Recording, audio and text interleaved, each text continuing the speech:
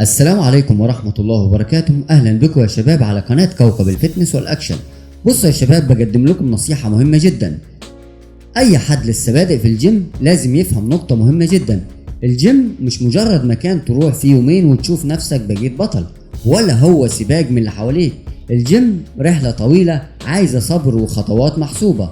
النهاردة يمكن تبص على واحد في الجيم شايل 80 أو 100 كيلو وتقول أنا عايز أبقى زيه دلوقتي حالا. بص، الحقيقة ان الراجل ده ما وصلش للمرحلة دي في يوم واتنين. ده بدأ زيه وزيك يشيل اوزان خفيفة، يمكن 5 كيلو او 10 كيلو بس، ويقعد فترة يتدرب عليهم لحد ما جسمه يتأقلم ويتقوى. بعد كده يبدأ يزود بالتدريج 20 30 40 كيلو وهكذا لحد ما بيجي يشيل الاوزان التقيلة اللي انت شايفها. الفرق الكبير بين المحترف واللي لسه بادئ ان المحترف عدى عليه سنين من التعب والعرق والاصابات والتجارب، جسمه بقى مهيأ يشيل. لكن انت لسه بادئ، ولو استعجلت وحاولت تجلده ممكن تتصاب وتحبط وتبطل تروح تلعب رياضة او الجيم. الرياضة محتاجة عقل زي ما محتاجة جسم. يعني ايه؟ يعني لازم تفكر وتخطط النهاردة وتركز على التكنيك الصح قبل الوزن.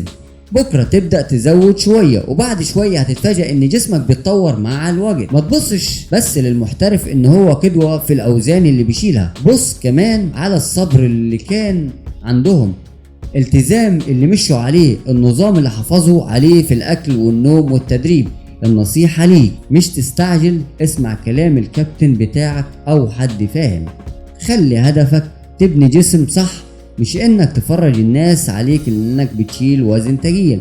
افتكر دايما اي انجاز كبير بدأ بخطوات صغيرة.